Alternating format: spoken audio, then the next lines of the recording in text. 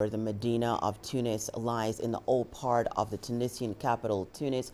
It is a UNESCO World Heritage Site. The old city contains some 700 monuments, including palaces, mosques, mausoleums, Islamic schools, and fountains dating from 698 AD. It attracts visitors from all corners of the globe. Adnan Chouachi tells us more about it. In 1979, UNESCO declared the Medina of Tunis a World Heritage Site. The Director of Conservation of the Medina of Tunis at the prestigious National Heritage Institute says the old city is largely intact. The expert also explains that the Medina's urban fabric, with its different components, such as souks or markets, monuments, as well as residential areas, make it one of the best conserved ancient Medinas in the world. The architectural landscape of the Medina of Tunis is rich with historical sites and buildings which reflect the different architectural styles of the civilizations that ruled over the city.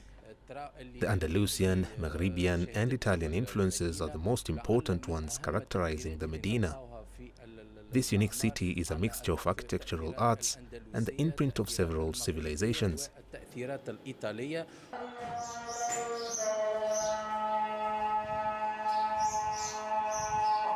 The Zaytuna Mosque is the pillar of the old city.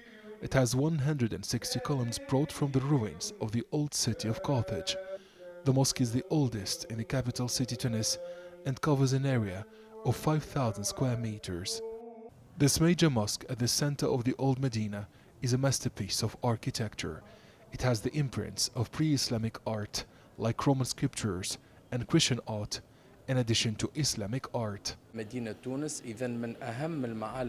Medina of Tunis was built around the Great Zaytuna Mosque. The mosque played three different and important roles throughout history. It's a religious and spiritual center for prayers and faith. It also played a role of protection and defense during invasions which came from the sea. The mosque protected the population. It was also a center for science and knowledge. It's the first Islamic and religious university in Africa.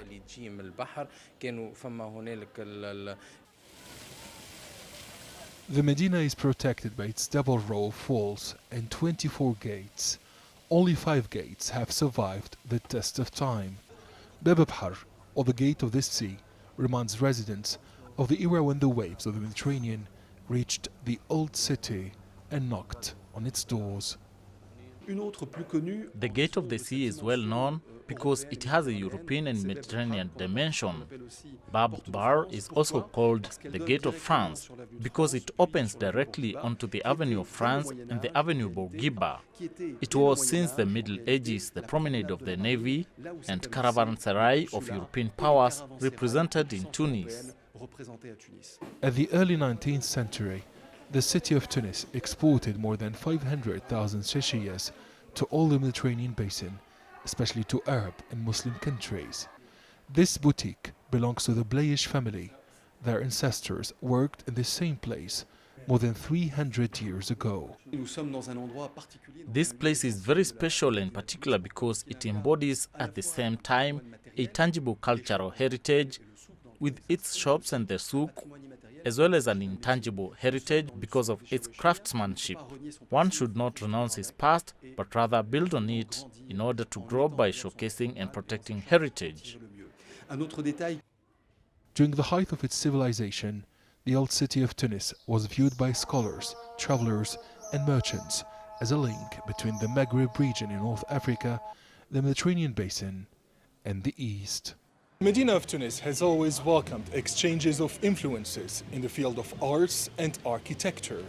Historians say the old city bears testimony of the time when Tunis was among the greatest and wealthiest cities in the Arab world from the 12th to the 16th century.